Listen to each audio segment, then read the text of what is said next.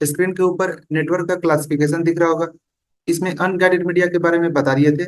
उसके साथ साथ अनगाइडेड मीडिया में रेडियो वेव क्या होता है, डिफिनीशन के थ्रू इसको भी क्लियर कर दिए थे।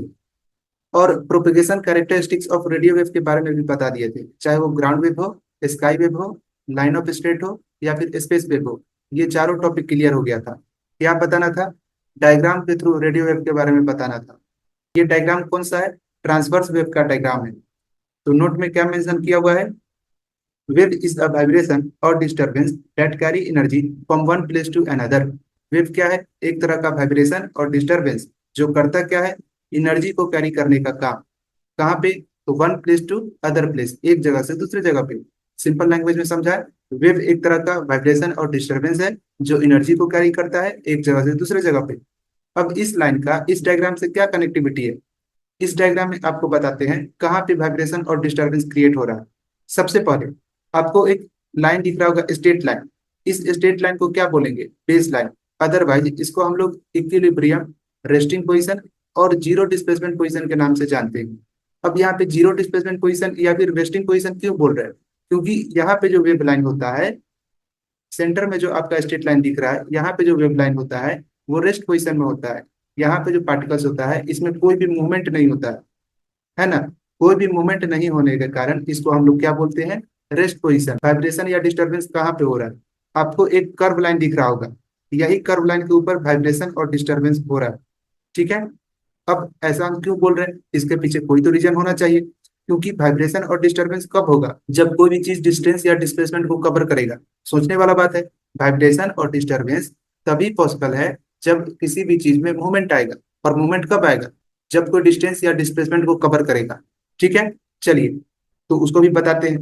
अभी एक लाइन ड्रॉ कर रहे हैं, ध्यान से देखिए। ये क्या चीज को शो कर रहा है? ये आपका डिस्प्लेसमेंट को शो कर रहा है। किस डायरेक्शन में शो कर रहा है? वाई एक्सिस के डायरेक्शन में शो कर रहा है। ये जो आपका वेव है, ये किधर की ओर जा रहा है? ये जा रहा है एक्स एक्सिस की ओर, है ना। और यहाँ पे जो वेव है ये जा रहा है आपका वाई एक्सिस की ओर। तो सबसे पहले अभी कर्व लाइन कहाँ पे जा रहा है? एक्स एक्सिस पे जा रहा है। कर्व लाइन के ऊपर डिस्टरबेंस हो रहा है। ये कैसे बताएंगे? क्योंकि यहाँ आप देख पा रहे होंगे, ये वाला जो आपका वेव है ये डिस्प्लेसमेंट की ओर बढ़ रहा है, मतलब वाई एक्सिस की ओर बढ़ रहा है। ध्यान से सोचना है इसको, ठीक है। ये बोलने से नहीं समझ में आएगा, इसको सोचना पड़ेगा। ये जो वेव है किधर की ओर मूव कर रहा है? ये आपका वाई एक्सिस की ओर मूव कर रहा है। वाई एक्सिस की ओर मूव करने के कारण इसमें मूवमेंट आया। और मूवमेंट आने के कारण एनर्जी क्रिएट हुआ और उसी एनर्जी को कैरी किया एक जगह से दूसरी जगह पे। जो एनर्जी को कैरी करता है एक जगह से दूसरी जगह पे, उसको क्या बोलते हैं? उसी को बोलते हैं वेव। अब समझ में आ गया होगा वेव किसको बोलते हैं। एक और बात, यहाँ पे भी ये क्या चीज को कवर कर रहा है? ये आपका डिस्प्लेसमेंट को कवर कर रहा है। ये आपका वाई डैश एक्सिस है। क्या चीज होता है? ये आपका निगेटिव होता है और ये आपका पॉजिटिव होता है। सिंपल है, समझ में आएगा, ए टू जेड चीज समझ में आएगा। Highest point of wave, wave का जो हाईएस्ट पॉइंट होता है इसको क्या बोलते हैं? वेव के हाईएस्ट पॉइंट को बोलते हैं क्रेस्ट। और lowest point of wave, wave के लोएस्ट पॉइंट को क्या बोलेंगे? इसको बोलेंगे ट्रफ, है ना। Lowest point of wave is called trough and highest point of wave is called crest. एक और चीज, तो इसको क्या बोलेंगे? ये जो डिस्टेंस कवर कर रहा है इसको क्या बोलेंगे? इसको बोलेंगे एम्पलीट्यूड। जो डिस्टेंस कवर कर रहा है इसको क्या बोलेंगे? एम्पलीट्यूड। अब आते हैं नेक्स्ट लाइन की ओर। नेक्स्ट लाइन की बात करते हैं, इसमें क्या मेंशन किया हुआ है। आई होप कि आपको वेव क्या होता है इतना समझ में आ गया होगा। Complete cycle include both a positive half cycle above the baseline and a negative half cycle below the baseline, and the whole process is known as an oscillation. One complete cycle, positive half cycle और negative half cycle, इस दोनों को include करके रखता है। कहने का मतलब, वन निगेटिव हाफ साइकिल और वन पॉजिटिव हाफ साइकिल मिलकर क्या बनता है? One complete cycle. ठीक है। इसको डायग्राम में समझाना होगा तो कैसे समझाएंगे? The line above the base line is always positive in transverse wave. Base line क्या है? तो बेस लाइन आपका ये है, अभी बताए हैं। बेस लाइन के ऊपर जितना भी लाइन होगा वो सब क्या होगा? पॉजिटिव होगा। और मेंशन क्या किया हुआ है? वन पॉजिटिव हाफ साइकिल, मतलब इसके ऊपर में जो हाफ साइकिल होगा उसको हम लोग क्या बोलेंगे?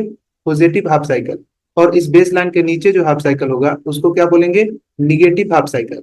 तो वन पॉजिटिव हाफ साइकिल और वन निगेटिव हाफ साइकिल मिलकर क्या बन गया? One complete cycle. और इसी पूरे प्रोसेस को क्या बोलते हैं? One oscillation. ठीक है, यहाँ पे मेंशन किया हुआ है वन ऑसिलेशन, या फिर ऑसिलेशन बोलेंगे। इतना समझ में आ गया? अगर आपसे कोई पूछे total number of complete cycle इस डायग्राम में कितना है, तो आप क्या बताइएगा? Total number of complete cycle in this diagram are 3। If anybody asks to you how many number of complete cycle available in this diagram, then you say there are 3 complete cycle available in this diagram. Clear हो गया? कोई भी doubt नहीं है? चलिए अब आपको frequency के बारे में बताते हैं और उससे कुछ क्वेश्चन करवा देते हैं ताकि बढ़िया से समझ में आ जाएगा।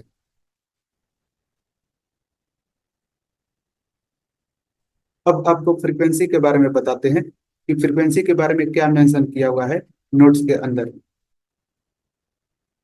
Frequency is the number of times something happens or repeats over a specific period of time। एक निश्चित समय में, मतलब एक स्पेसिफिक पीरियड ऑफ टाइम में कौन सा काम कितने नंबर ऑफ टाइम्स होता है, इसको कौन डिफाइन करता है? फ्रीक्वेंसी। सिंपल लैंग्वेज में समझाते हैं एक बार और। एक स्पेसिफिक पीरियड ऑफ टाइम में, निश्चित समय में कौन सा काम कितने नंबर ऑफ टाइम्स हुआ है, इसको कौन डिफाइन करता है? फ्रीक्वेंसी। एग्जाम्पल देकर के बताते हैं और ज्यादा समझ में आएगा। जैसे मान लीजिए इस वीडियो को आप 3 बार देखें और आपके पास 5 मिनट है। कहने का मतलब टोटल टाइम कितना है आपके पास, मतलब एक स्पेसिफिक पीरियड ऑफ टाइम कितना है? 5 ही मिनट है। आप वीडियो को कितना बार देखें? 3 बार। मतलब 5 मिनट के अंदर आप इस वीडियो को 3 बार देखें, तो फ्रीक्वेंसी क्या होगा? 3/5। फॉर्मूला का बात अभी नहीं कर रहे, अभी हम टॉपिक की बात कर रहे हैं। समझिए इसको। किसी एक काम को आप कितना बार किए, कितने टाइम में, इसको डिफाइन करता है फ्रीक्वेंसी। मतलब मान लीजिए वीडियो देखने का काम आप कितने टाइम्स किए? 3 टाइम्स किए 5 मिनट के अंदर। तो इसको कौन डिफाइन कर रहा है? फ्रीक्वेंसी डिफाइन कर रहा है। तो एग्जैक्ट आउटपुट क्या आएगा? 3/5। ठीक है, क्योंकि total number of cycle upon total time क्या चीज का फॉर्मूला होता है? फ्रीक्वेंसी का। वो भी बताते हैं आगे, वो भी मेंशन किया हुआ। SI unit of frequency is hertz. 1 hertz is equal to 1 cycle per second. कहने का मतलब SI यूनिट क्या होता है फ्रीक्वेंसी का? SI यूनिट होता है हर्ट्स। 1 हर्ट्स किसके इक्वल होता है? 1 साइकिल पर सेकेंड। अब 1 साइकिल किसको बोलते हैं ये तो बता दिए। 1 साइकिल कंप्लीट साइकिल के इक्वल होगा, है ना? 1 साइकिल बोलिए या फिर 1 कंप्लीट साइकिल बोलिए। 1 कंप्लीट साइकिल किसको बोलेंगे? 1 निगेटिव हाफ साइकिल और 1 पॉजिटिव हाफ साइकिल, इसको क्या बोलते हैं? 1 कंप्लीट साइकिल। और 1 कंप्लीट साइकिल किसके इक्वल होता है? वेवलेंथ के इक्वल। इसमें टोटल कितना कंप्लीट साइकिल है? 3। 1, 2 एंड 3। इसका मतलब वेवलेंथ भी कितना है? Total number of wavelength 3, total number of complete cycle 3, क्योंकि complete cycle is equal to क्या होता है? वेवलेंथ। चलिए अब आपको फॉर्मूला बताते हैं फ्रीक्वेंसी का। Frequency per second equal to number of cycle upon time duration. इसका मतलब क्या हुआ? Number of cycle upon total time. आपको टोटल नंबर ऑफ साइकिल कितना दिया हुआ है? अब यहाँ पे साइकिल का मतलब है 1 complete cycle. Total number of cycle है 3 और टोटल टाइम कितना दिया हुआ है? 1 सेकेंड। इसका मतलब क्या हुआ? इसका मतलब हुआ 1 सेकेंड में 3 साइकिल कंप्लीट हो चुका है। Complete cycle first time, complete cycle second time and complete cycle third time. कहने का मतलब टोटल साइकिल कितना बार कंप्लीट हुआ? 3 टाइम। अब हम लोग बात करते हैं फ्रीक्वेंसी पर मिनट के अनुसार से, अकॉर्डिंग टू पर मिनट। ये तो हो गया आपका सेकंड में अगर दे दिया तो निकल जाएगा, ठीक है। अब अगर मिनट में दे दिया तो कैसे निकालेंगे? यहाँ पे क्या मेंशन किया हुआ है? फ्रीक्वेंसी पर मिनट इक्वल टू क्या है? Number of cycle upon total time in minute. Total number of cycle कितना है? 100 साइकिल। और टोटल टाइम कितना दिया हुआ है? 5 मिनट। तो आउटपुट क्या आएगा? 20 हर्ट्स पर मिनट। आपको अभी जो आउटपुट आएगा वो मिनट में आएगा, पर मिनट के अनुसार से। इससे पहले जो आउटपुट निकाले थे वो सेकंड में निकाले थे, ठीक है। अब मिनट को आप सेकंड में कन्वर्ट कीजिएगा, निकल जाएगा फ्रीक्वेंसी का आउटपुट सेकंड में। तो करना क्या होगा? 20 को 60 से डिवाइड कर देंगे, है ना। तो आउटपुट क्या आ जाएगा? आउटपुट आ जाएगा 0.33। फिर से 3 3 यही आएगा, ठीक है। 2 वर्ड लिख देंगे, उसका छोड़ देंगे, ठीक है। 0.33 करके आउटपुट आएगा। क्लियर हो गया? ये आपका सेकंड में है। ये जो आउटपुट आया है वो पर सेकंड के अनुसार है। और ये वाला जो आउटपुट आपको दिख रहा है 20 हर्ट्स, ये आपका पर मिनट के अनुसार है, ठीक है। तो इससे कंफ्यूज नहीं होना। अब हम लोग बात कर लेते हैं फ्रीक्वेंसी के बारे में, थोड़ा सा क्वेश्चन वगैरह सॉल्व कर लेते हैं और भी डिटेल में।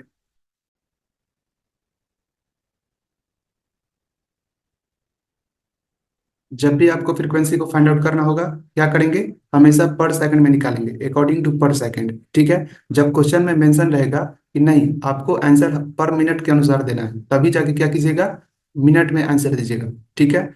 और मिनट को अगर सेकंड में कन्वर्ट करना होता है तो क्या करते हैं, 60 से डिवाइड करते हैं, जो अभी हम लोग फाइंड आउट किए। आउटपुट क्या आया, 0.33 हर्ट्स। 0.3333 आया था हम लोग को, और इसमें क्या मेंशन किया हुआ है, 0.33 हर्ट्स। अब यहाँ पे पॉइंट के बाद नंबर जब रिपीट होता है तो आप डबल डिजिट लिख दीजिएगा, कोई बात नहीं है, वो भी करेक्ट हो जाएगा।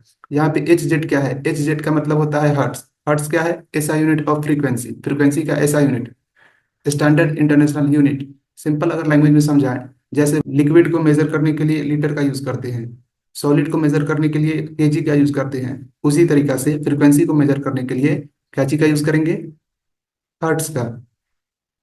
अब कुछ क्वेश्चन को सॉल्व करवा देते हैं। इसमें क्या मेंशन किया हुआ है, find out the total cycle and frequency. आपको क्या करना है, टोटल नंबर ऑफ साइकिल और फ्रीक्वेंसी को फाइंड आउट करना है।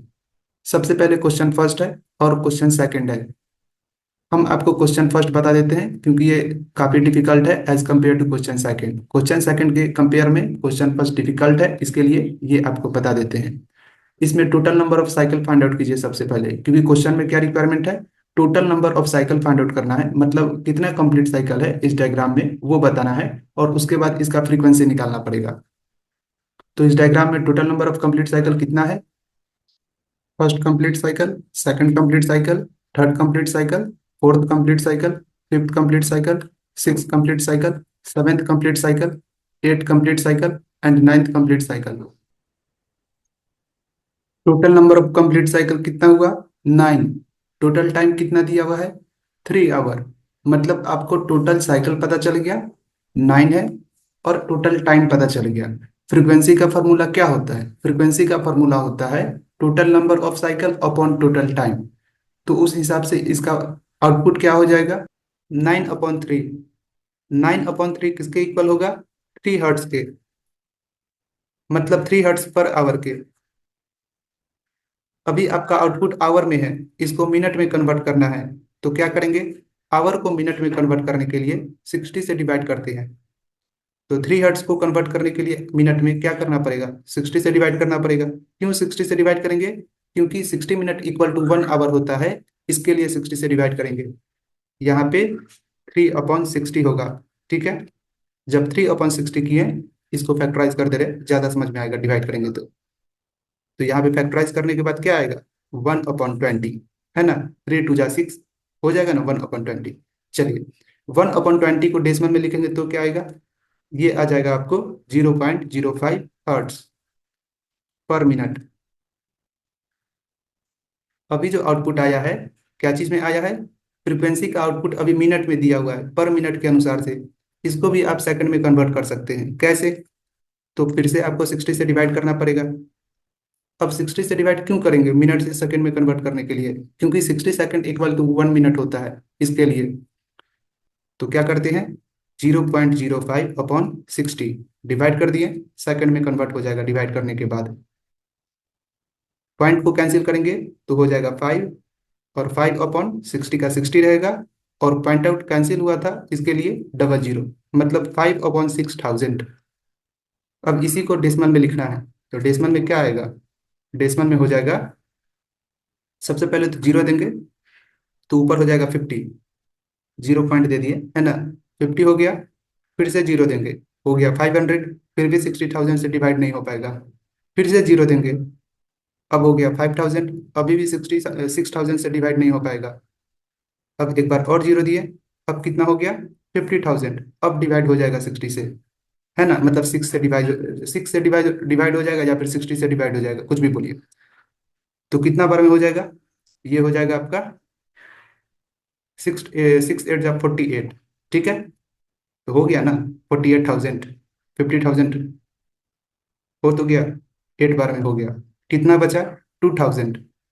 अब 2,000 फिर से जीरो देना पड़ेगा, तो हो जाएगा आपका 20,000। और 20,000 मतलब 6 3 जा 18, तो 3 टाइम्स में हो जाएगा। फिर से कितना बचा, 3 जा 18 मतलब 2 बचा, फिर से 20 मतलब फिर से 3। अब इसको रिपीट होते, ये रिपीट होते रहेगा। ठीक है, तो यहाँ पे क्या हो जाएगा, एच जेड पर सेकेंड।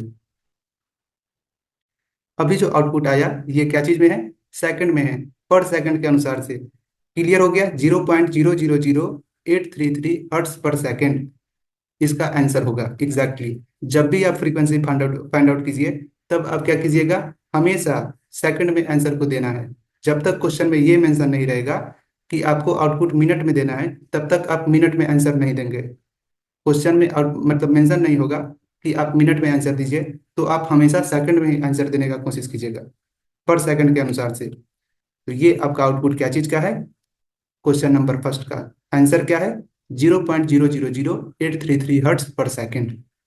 अब क्वेश्चन नंबर सेकंड बताते हैं। क्वेश्चन नंबर सेकंड का आउटपुट डिस्क्रिप्शन में दे देंगे, अदरवाइज कैलकुलेट करके डिस्क्रिप्शन में डाल देंगे। इसको आप खुद बनाने का कोशिश कीजिएगा और कमेंट सेक्शन में मैसेज कीजिएगा इसका आंसर क्या होगा, बिना देखे बनाना है। इसमें आपको टोटल साइकिल बता देते हैं तो ज़्यादा इजी होगा, फ्रीक्वेंसी आप आराम से निकाल सकते हैं। सबसे पहले यहाँ से लेकर के यहाँ तक टोटल कंप्लीट साइकिल 1 हो गया, उसके बाद यहाँ से लेकर के यहाँ तक टोटल कंप्लीट साइकिल 1 हो गया, तो 1 और 1 कितना हो गया, ये 1 और 1, टोटल कंप्लीट साइकिल कितना हुआ, 2। ये वाला कंप्लीट साइकिल नहीं है, क्यों नहीं है, क्योंकि ध्यान से देखिए ये वेव अपना साइकिल पूरा नहीं किया है, इसके लिए ये कंप्लीट साइकिल नहीं है। क्लियर हो गया, क्योंकि कंप्लीट साइकिल बनने के लिए क्या चाहिए, 1 निगेटिव हाफ साइकिल और 1 पॉजिटिव हाफ साइकिल। तो निगेटिव हाफ साइकिल तो बन चुका है, निगेटिव हाफ साइकिल कंप्लीट कर चुका है, लेकिन पॉजिटिव हाफ साइकिल कंप्लीट नहीं हुआ है, इसके कारण ये 1 कंप्लीट साइकिल नहीं है। ठीक है, तो इसमें टोटल कितना कंप्लीट साइकिल है क्वेश्चन नंबर सेकंड में, टोटल कंप्लीट साइकिल है 2। ये 1 हाफ साइकिल और ये 1 half cycle, total complete cycle 2। अब नेक्स्ट क्वेश्चन को बताते हैं, इसमें क्या है, if a human heart beat 70 times per 20 second then frequency is. आदमी का जो दिल है हर 20 सेकंड में कितना बार धड़कता है, 70 बार, तो फ्रीक्वेंसी क्या होगा। सिंपल सा समझाते हैं, आदमी का दिल कितना बार धड़कता है, 70 time, total number of hearts beat कितना है, 70 टाइम, मतलब टोटल नंबर ऑफ साइकिल। और कितने समय में धड़कता है, मतलब स्पेसिफिक पीरियड ऑफ टाइम क्या है, 20 सेकेंड, मतलब 20 सेकेंड। तो फ्रीक्वेंसी का फॉर्मूला क्या होता है, फ्रीक्वेंसी का फॉर्मूला होता है total number of cycle upon total time. तो टोटल नंबर ऑफ साइकिल कितना, 70, क्योंकि 70 बार धड़कने का काम हो रहा है ना। और टोटल टाइम कितना, 20 सेकंड के अंदर धड़क रहा है 70 बार ह्यूमन हार्ट, मतलब आदमी का दिल। तो टोटल फ्रीक्वेंसी हो गया 70/20। यही ना होता है फ्रीक्वेंसी का formula, total number of cycle upon total time. तो टोटल नंबर ऑफ साइकिल 70 और टोटल टाइम 20, तो हो गया आपका आउटपुट 7/2। अब इसको कैलकुलेट करके डेसिमल में ले आइए, हो गया 3.5 हर्ट्ज पर सेकंड आ जाएगा। चलिए नेक्स्ट क्वेश्चन जो है इसको आप सॉल्व कीजिएगा, ठीक है, इसको हम नहीं सॉल्व करेंगे, और कमेंट सेक्शन में आप इसका मैसेज कीजिएगा। इसको हम डिस्क्रिप्शन में कैलकुलेट करके डाल देंगे, अदरवाइज लिंक दे देंगे, वहां से भी आप जा करके एक्सेस कर सकते हैं। ठीक है, अब आपको थोड़ा सा वेवलेंथ क्या होता है इसके बारे में बताते हैं और बढ़िया से क्लियर करते हैं।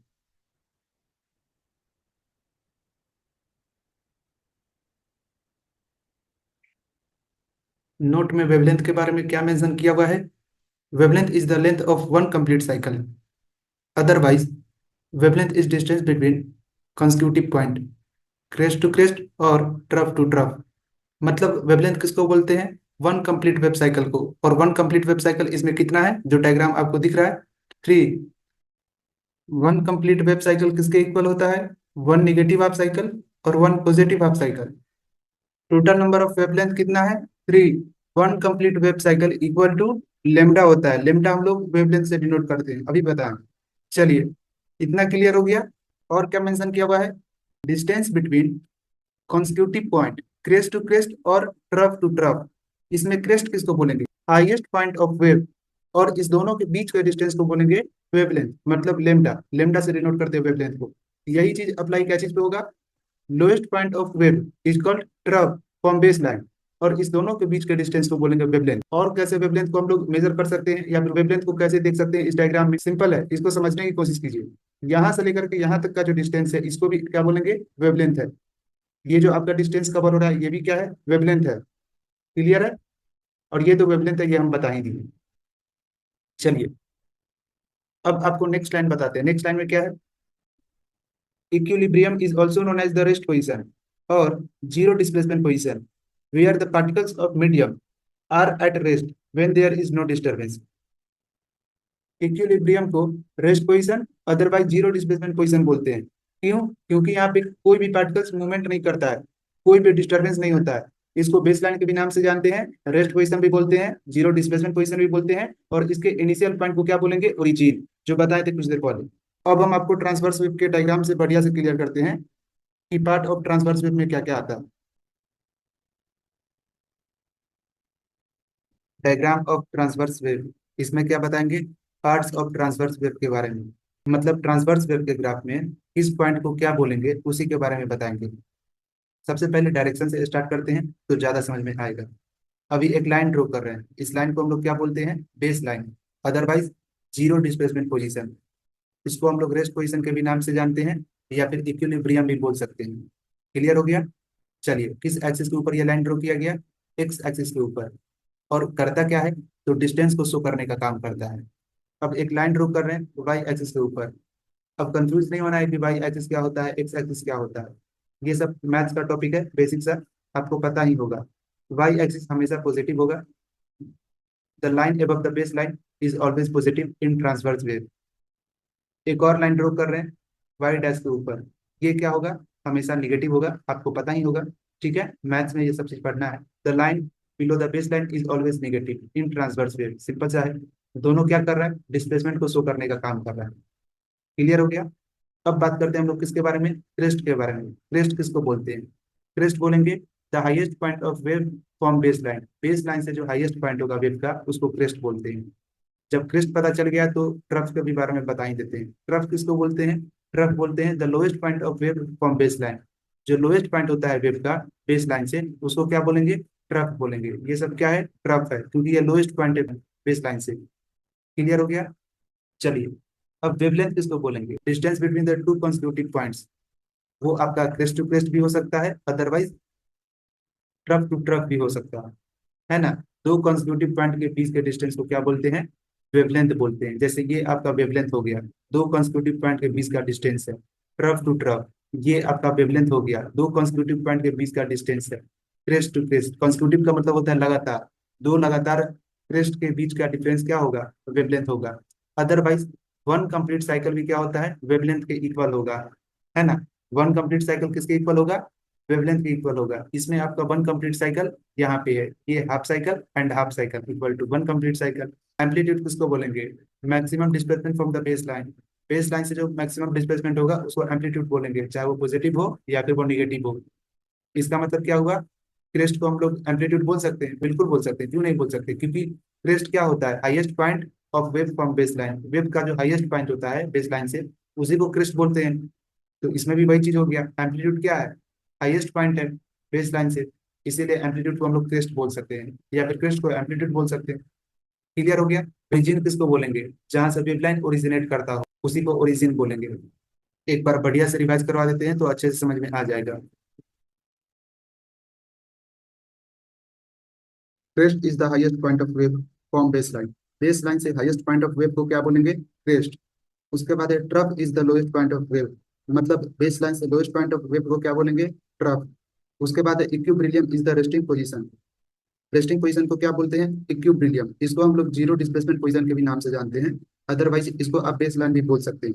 ये किधर की ओर मूव करता है? एक्स एक्सिस की ओर मूव करता है। एक और चीज, क्रेस्ट के बारे में अभी क्या बताएं? हाईएस्ट पॉइंट ऑफ वेव, मतलब ये किधर की ओर मूव करेगा? वाई एक्सिस की ओर मूव करेगा, मतलब पॉजिटिव होगा। ट्रफ के बारे में क्या बताएं? लोएस्ट पॉइंट ऑफ वेव, मतलब वाई डैश एक्सिस की ओर मूव करेगा, निगेटिव होगा। नेक्स्ट लाइन क्या है? हाफ साइकिल एवं base line is sine of positive. जितना भी हाफ साइकिल है बेस लाइन के ऊपर, वो क्या चीज को शो करता है? साइन ऑफ पॉजिटिव को, क्योंकि रेस्टिंग पोजीशन से वाई एक्सिस की ओर जितना भी वेव है वो सब बढ़ता है। उसके बाद क्या है? Half cycle below base line is sine of negative. Half cycle जितना भी है बेस लाइन के बिलो, मतलब नीचे, वो सब क्या चीज को शो करता है?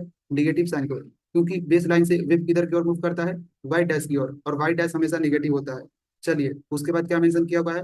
Process of one complete cycle is one oscillation. One complete cycle के प्रोसेस को क्या बोलते हैं? One oscillation. और वन कंप्लीट साइकिल में कौन सा प्रोसेस होता है? Including of one negative half cycle और one positive half cycle. One negative half cycle और वन पॉजिटिव हाफ साइकिल जब इंक्लूड होगा तो वहां पे क्या बनेगा? वन कंप्लीट साइकिल, और उस पूरे प्रोसेस को हम लोग बोलते हैं वन ऑसिलेशन। उसके बाद क्या मेंशन किया हुआ है? Amplitude is the maximum displacement from mean position to the crest और trough of the wave. Amplitude क्या है? तो एम्पलीट्यूड आपका मैक्सिमम डिस्प्लेसमेंट है मेन पोजीशन से, मतलब रेस्टिंग पॉइंट से जो आपका मैक्सिमम डिस्प्लेसमेंट होगा उसको बोलेंगे एम्पलीट्यूड, ठीक है। और यहाँ पे क्रेस्ट और ट्रफ को क्यों मेंशन किया गया है? क्रेस्ट और ट्रफ को इसके लिए मेंशन किया गया है क्योंकि क्रेस्ट आपका हाईएस्ट पॉइंट ऑफ वेव होता है। इसका मतलब maximum displacement from Y dash axis as well as Y axis. तो जब वाई एक्सिस के ऊपर मूव करेगा तो क्रेस्ट होगा, और वाई डैश एक्सिस के ऊपर मूव करेगा तो ट्रफ होगा। इसके लिए इसको क्या बोलेंगे? Maximum displacement. तो आप क्रेस्ट या ट्रफ को एम्पलीट्यूड बोल सकते हैं। उसके बाद क्या है? Formula of wavelength. वेवलेंथ का फॉर्मूला दिया हुआ है। वेवलेंथ किसको बोलेंगे? Distance between the two point, crest to crest और trough to trough. Trough to trough के बीच के डिस्टेंस को, अदरवाइज क्रेस्ट टू क्रेस्ट के बीच के डिस्टेंस को वेवलेंथ बोलते हैं। क्लियर हो गया? वेवलेंथ का फॉर्मूला क्या होता है? V by F. V by F का मतलब wave velocity by frequency. Wavelength को लेमडा से डिनोट करते हैं। यही चीज समझाना था। वीडियो का टाइमिंग काफी ज्यादा हो गया, इसलिए इसको अभी एंड करते हैं। नेक्स्ट वीडियो में इलेक्ट्रोमैग्नेटिक स्पेक्ट्रम और इलेक्ट्रोमैग्नेटिक वेव क्या होता है इसके बारे में बताएंगे। ठीक है।